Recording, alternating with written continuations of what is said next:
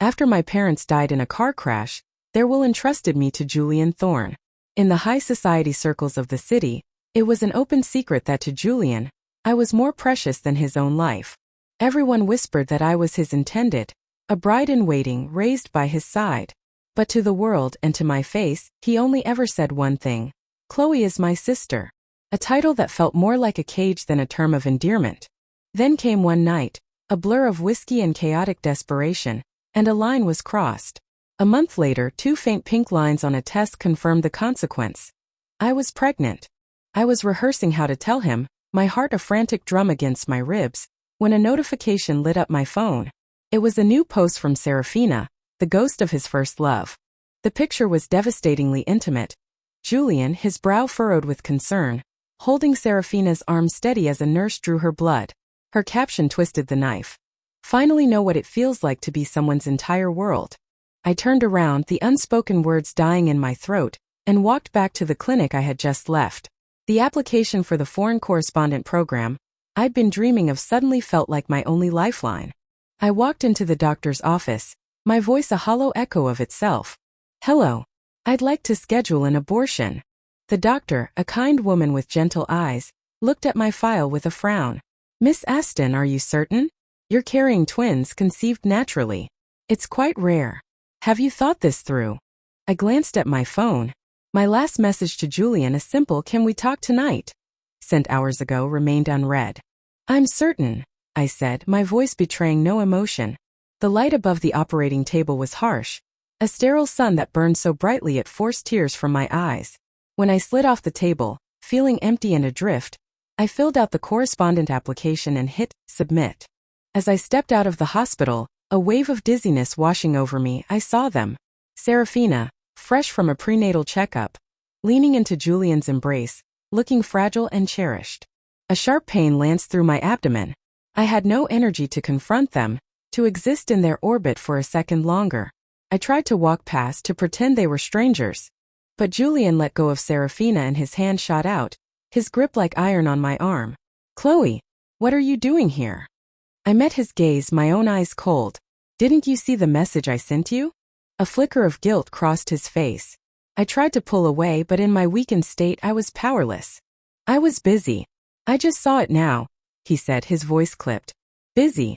Busy doting on Serafina, I thought bitterly. Serafina chose that moment to speak, her voice dripping with faux concern. Chloe, are you not feeling well? I'm not sick, I said, my voice flat and loud. I was just having an abortion. An abortion? Serafina's gasp was theatrical, her eyes wide with feigned shock, ensuring everyone within earshot heard. But Chloe, you're not even married. How could such a thing happen? Her saccharine hypocrisy was nauseating.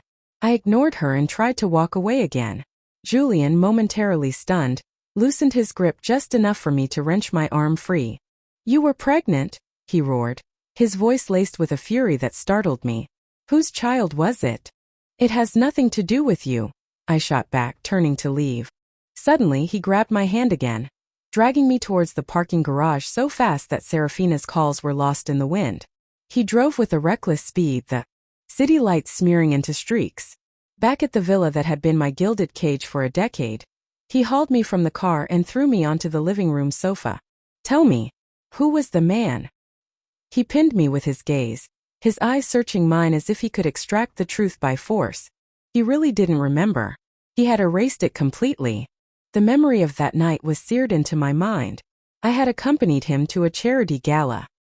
He'd had too much to drink, and back home he clung to me, refusing to let go. His usual control was gone, replaced by a raw, desperate need. He pressed me into the mattress, his strength overwhelming my struggles. It was a storm of passion and unspoken longing that had brewed between us for years. Afterward, as we lay tangled in the sheets, he had whispered against my ear, his voice thick with emotion. I'll take responsibility for you, Chloe. It was the happiest night of my life. I thought we had finally crossed the bridge from guardian and ward to something more. But the next morning he was Julian again, the protective older brother, distant and proper. I told myself he was just protecting me, giving us time. Then Serafina returned and I understood. His white moonlight was back. Serafina was the widow of Julian's cousin, Ryan. After Ryan's unexpected death, he had entrusted her to Julian's care. But she was more than a responsibility. She was the girl he'd loved from afar since they were teenagers. "The baby is gone now," I said, looking straight into his eyes, daring him to find a flicker of memory. Does it really matter who the father was? But I wouldn't tell him. He didn't deserve to know. He stood up, towering over me. "Fine. Don't tell me. I'll find out myself. I'll run a check on every man you've so much as looked at recently." He pulled out his phone, barking orders into it. Just as he finished, it rang. It was Serafina, stranded at the hospital where he had abandoned her for me. "Julian, I'm still at the hospital. When are you coming back?" "I'm on my way," he promised softly. He hung up and turned to me, his face a mask of cold authority. "Until I find out who that man is, you will stay here. You are not to leave this house." I was a prisoner in the villa, but it was a place I knew well, fully stocked and self-sufficient. I could survive. The next day I received the email. My application was approved. My editor, a stern but fair woman named Margaret, sent a follow-up message. "Chloe, are you sure about this? It's a major assignment in a conflict zone. You could be gone for a year, maybe more. Does Mr. Thorne approve?" With Serafina back, Julian's focus was entirely on her. I doubted he'd even notice my absence. "He approved," I lied. "All right then. I'll make the arrangements and let you know the dates." His true love had returned. It was time for me to exit the stage, to stop being the third wheel in a story I was never meant to be a part of. Julian's search for the other man was a citywide spectacle. He made such a fuss that everyone in our circle thought I was the undisputed love of his life. Only I knew the truth. It wasn't about love. It was about his possessive masculine pride. His property had been touched, and his ego was bruised. I tallied my savings, a respectable sum from my years of work and the scholarships I'd accumulated in college. Combined with the generous stipend from the network, it was more than enough to start a new life abroad. After packing, I fell into an exhausted, hazy sleep. I woke in the middle of the night, burning up. The thermometer read 102 degrees. I tried to leave to get a taxi to the hospital, but the guards Julian had posted at the gate stopped me, immediately calling him. "Sir, Miss Aston is trying to leave." I heard shuffling on the other end, then a syrupy, sweet voice I recognized instantly. "Julian, darling, who's calling so late?" Julian's voice was a gentle murmur. "Go back to sleep, sweetheart. It's just a call. I'll be right back." He moved to a quieter place. "What is it you want now, Chloe?" "It's the middle of the night. I have a fever. I need to go to the hospital." A humorless laugh crackled through the phone. "A fever? Chloe, if you're going to make up excuses, at least try to be more creative. The lengths you'll go to just to meet that bastard are truly something else." Arguing was pointless. He had already judged and sentenced me. I hung up the phone. As I turned, the world tilted and everything went black. I woke up to the smell of disinfectant and the quiet beeping of machines. A doctor was standing by my bed. "You've just had a major procedure. You need to rest and avoid getting chilled. Your body is extremely weak right now." I picked up my phone from the nightstand. It was littered with missed calls from Julian. Another one came through. I declined it without a second thought. I didn't need his crocodile tears. A message from Margaret brought a sliver of hope. I was scheduled to depart in 1 week.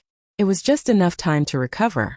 Without Julian's interference, the days in the hospital were peaceful. On the day of my discharge, I found him waiting by the hospital entrance. I wasn't surprised. With his connections, finding me would have been easy. I tried to walk around him to hail a cab. He got out of his car and blocked my path. "Why didn't you answer my calls? Why didn't you tell me you were hospitalized?" He sounded concerned, but the hand gripping my arm was painfully tight. I knew he was furious, not out of care for me, but because the thing he sought to control had slipped its leash. "I did tell you," I said, my voice empty. "You didn't believe me. So what difference would it have made?" I saw a flash of regret in his eyes, a moment where he seemed to want to explain, but the words wouldn't come. I didn't want to see his pathetic act. I hailed a cab and checked into a hotel. There was no point in any more drama before I left. The network had assigned a cameraman to accompany me, a man named Leo. We'd agreed to meet at a coffee shop to go over the final details. Leo was a year older, a university senior who had been a kind, brotherly figure to me at the station. After our meeting, he offered to walk me back to my hotel. Just as we reached the entrance, Julian appeared out of nowhere. With a guttural roar, he lunged forward and punched Leo square in the jaw. I scrambled to shield Leo. "Julian, have you lost your mind?" "Yes, I'm insane," he snarled, his eyes wild. "I've been waiting here for you like an idiot, and you've been out with your lover. You just can't stand to be alone for a second, can you?" The man I had loved for a decade. This was what he truly thought of me. Leo, wiping blood from his lip, stepped forward. "You need to show some respect. Chloe and I are just colleagues." "It's not what you think." Julian's fists clenched, ready to strike again, but his phone rang. "Julian, my stomach hurts so much," Serafina's panicked voice cried from the speaker. "I'm so scared. Is something wrong with the baby?" "I'm coming right now," he said instantly. He shot a venomous glare at Leo, then turned to me, his voice dripping with contempt. "Chloe, I hope you learn some self-respect. Don't degrade yourself like this." And then he was gone. So that's what I was in his eyes. Utterly degraded. Leo's gaze was full of a worry I couldn't bear.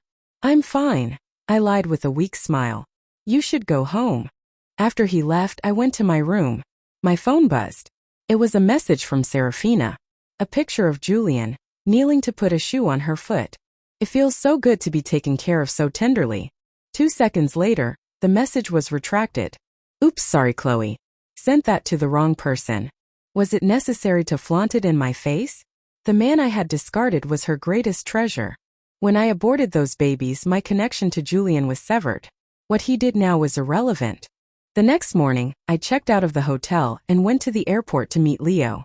But he never showed. His phone went straight to voicemail. Then a video arrived from Julian. It showed Leo beaten and bruised, his face swollen. I rushed to the address Julian sent. He was standing there, an arm wrapped protectively around Serafina, while Leo was slumped against a wall, barely conscious. I tried to get to Leo to help him, but Julian's bodyguards blocked me. "If you have a problem, direct it at me," I yelled, my voice shaking with rage. "What gives you the right to drag innocent people into this?" Julian released Serafina and stepped toward me. He tilted my chin up, a cold sneer on his lips. "Innocent? A fine choice of words. He's the one, isn't he? Your lover. I have to say your standards have dropped. You're not even picky anymore." His words were daggers twisting in my heart, leaving it a mangled mess. This wasn't the Julian I knew. The boy who would have shielded me from any bully. He had become a monster. "What right do you have to control me anymore? In case you forgot, I'm an adult. You are no longer my legal guardian." His eyes faltered for a second before hardening again. "You're young and you're making terrible choices. I won't stand by and watch you ruin your life. I'm fulfilling the duty your parents entrusted to me." He spoke with such self-righteousness, as if I were a rebellious child. "I'm making bad choices? What about you? Orbiting your cousin's widow day and night. Anyone who didn't know better would think the child in her belly was yours." Before I could even register his movement, a sharp stinging pain exploded across my cheek. He had hit me. For the first time ever.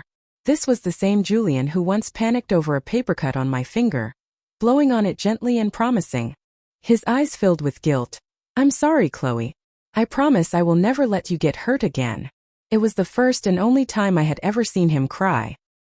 He stared at his own hand, then at the red imprint on my face, a look of utter shock and confusion on his face. He opened his mouth to speak, but no words came out. That slap shattered the last remnants of my love for him. It was the final payment for all the years of his care. Seeing Julian soften, Serafina rushed forward. "Let me talk to Chloe," she said sweetly. She approached me, her expression that of a concerned older sister. "Chloe, Julian is only doing this for your own good. You're still young, you don't understand. He's just trying to protect you from making a mistake." I looked at her saintly act and felt a wave of nausea.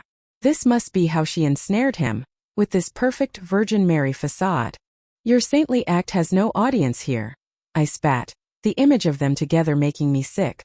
She leaned in close, her voice a venomous whisper for my ears only. "You really are a pathetic little slut, aren't you? So manipulative. You managed to climb into his bed. I wonder what your dead parents would think if they knew they had such a disgraceful daughter." I saw red. She could say anything about me, but she had no right to mention my parents. I raised my hand to strike her. She anticipated it. Her hands, which appeared to be comforting me, dug into my arm like claws. Sometimes I almost envy you. You latched onto a golden goose like Julian. I know you love him. So let's make a little wager, shall we? Let's see who he chooses in the end. Me or you? Before I could process her words, she stumbled backward, a theatrical cry escaping her lips. She collapsed to the ground, and a pool of dark red blood began to spread beneath her. Julian rushed to her side, his face contorted in a mask of fury as he looked at me. Chloe, you've gone too far. I couldn't believe it. She was using her own child as a pawn in her sick game. That baby was my cousin's only legacy in this world, he roared. There has to be a limit to your madness. Julian, I didn't push her, I said, my voice desperate. I decided to make one last bet, to see if a decade of shared history meant anything at all. Believe me or not. Chloe, I have spoiled you rotten, he said, his voice cold as ice. Now you've become a compulsive liar. It was over. I had lost the bet. Fine. You don't have to spoil me anymore.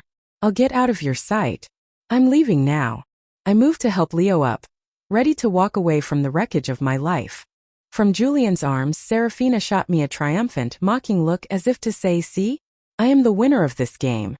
I looked at the farce Serafina had directed and the willing actor Julian had become. A match made in hell. He started to come after me, but Serafina cried out, Julian, my stomach. It hurts so much. The baby. I think I'm losing the baby. Panicked, Julian scooped her up and rushed to the hospital. The child predictably was lost.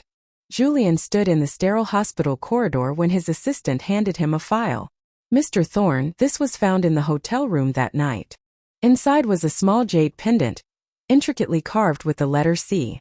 Julian knew it instantly. It was the birthday gift he had given me years ago. The assistant hesitated.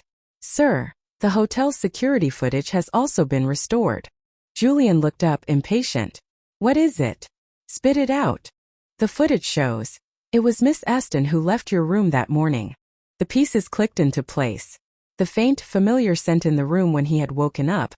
It was the scent of Chloe's cherry blossom body wash. He looked at the pendant. In his hand. I was a sickly child. After my parents died, I was frail and withdrawn.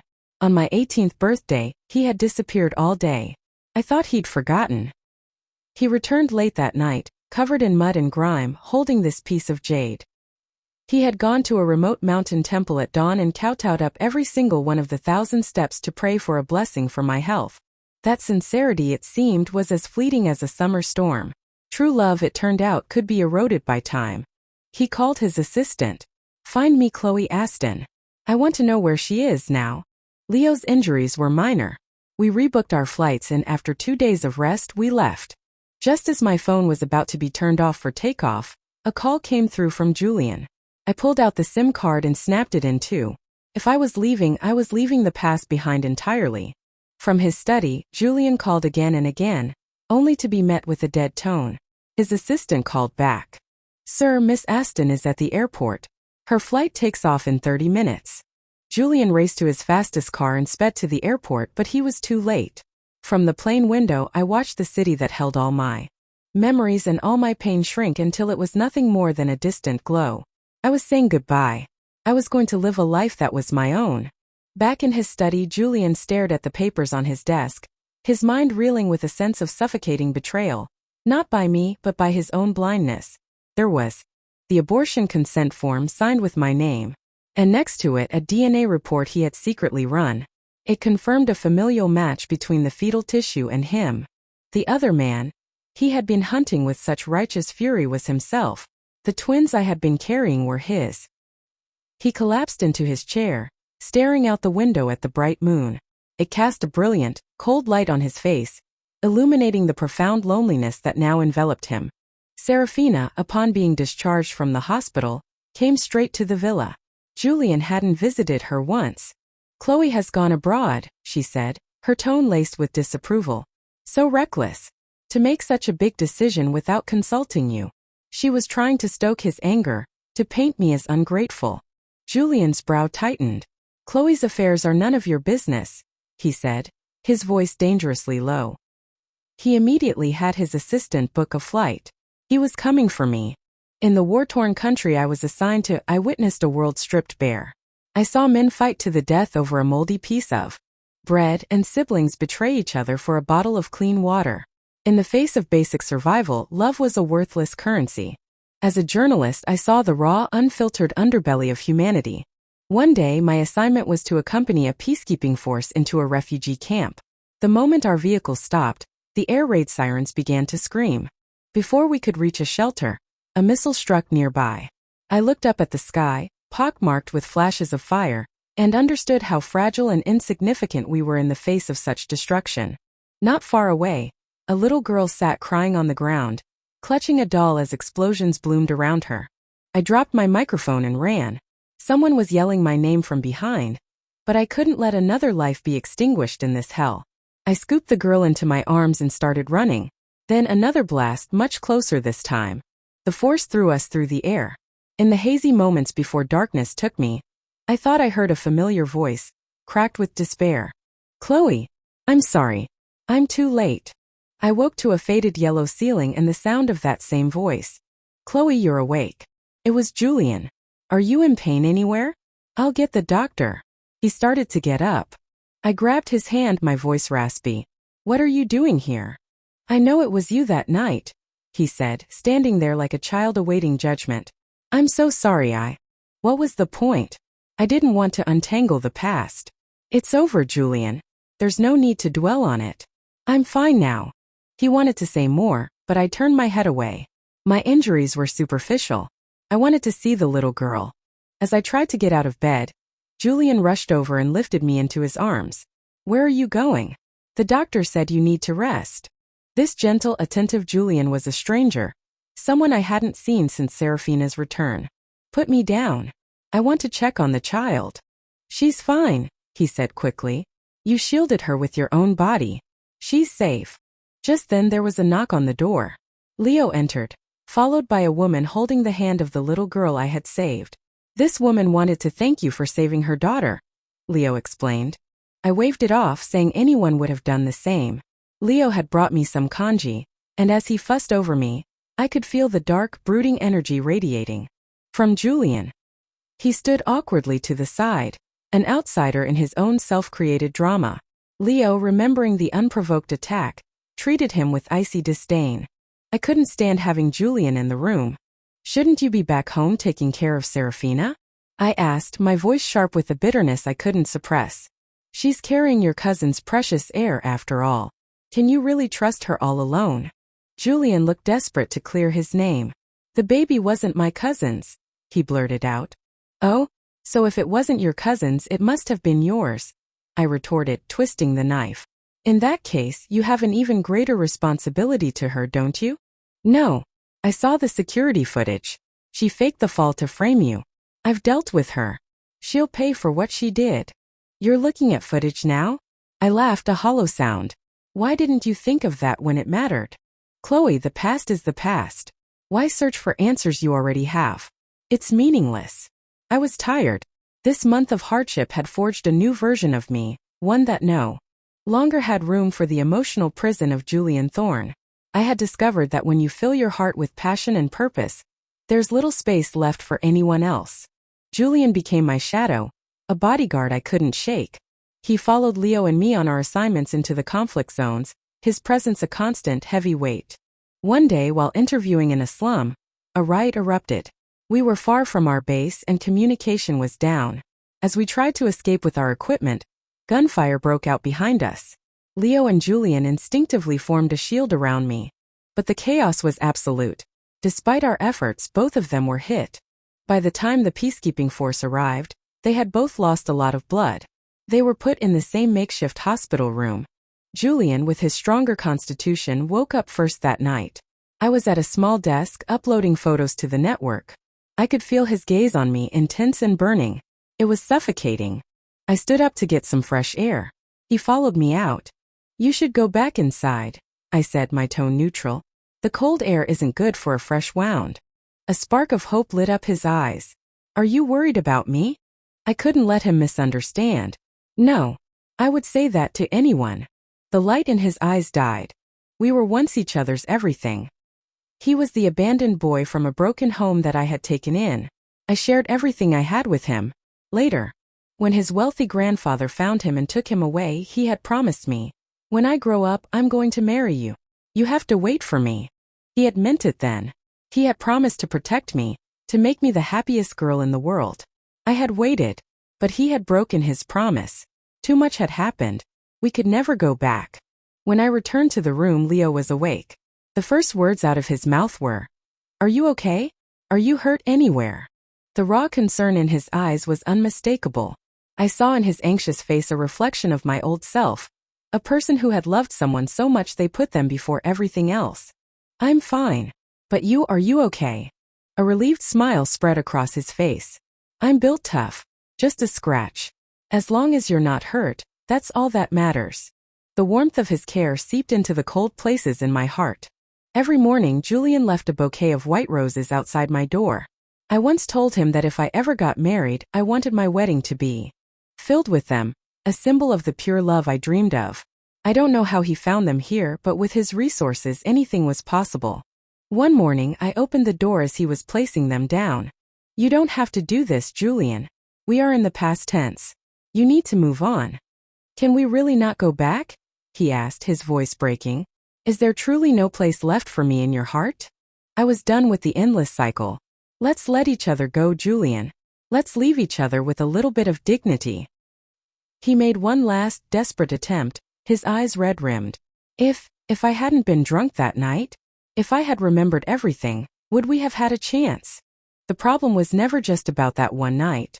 It was about 1,000 other cuts, 1,000 other betrayals. Even if he had known, it would have ended this way. "No," I said softly. He looked as if the last pillar holding him up had crumbled. He turned and walked away, his silhouette a portrait of utter desolation. The old me would have run to him, would have held him. The me of today felt nothing at all. Julian returned to the country. The truth about Serafina came out.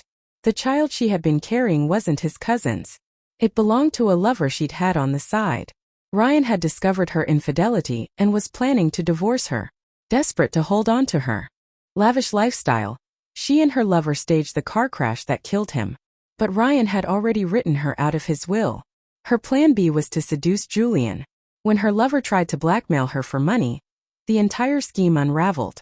Julian, learning of her final betrayal, the framing of me, had her thrown out of the Thorne family, broken and destitute. Cornered, she confessed everything to the police. A year passed quickly. My foreign correspondence work was a huge success. My series of reports won a national award for the year's most impactful journalism. As I stood on the stage to accept my award, I saw him in the audience. Later, as I waited outside for Leo to pick me up, Julian's car pulled up. He got out. A year had changed him. He was colder, sharper, with a deep-seated sadness in his eyes. "Long time no see," he said, his voice quiet. "Congratulations." "Thank you," I replied, my heart calm. It was like seeing an old friend. Leo's car arrived. As I walked towards it, I caught the faint smell of smoke on Julian.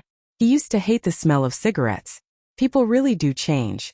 "You should smoke less," I advised gently. "It's bad for your health." I never intended to fall in love again. But life has other plans.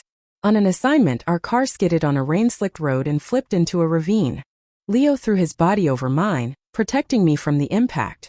I was completely unscathed, but a stray branch had slashed across his face, damaging the optic nerve in one of his eyes.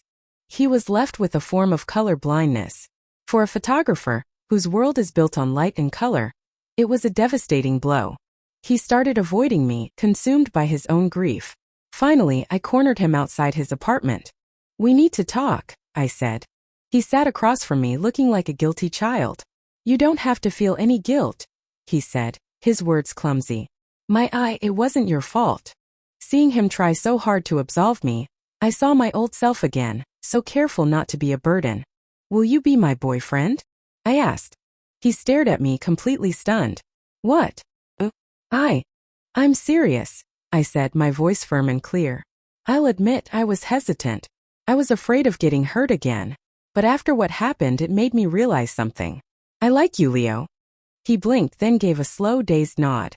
This decisive, brilliant photographer was a complete novice when it came to love.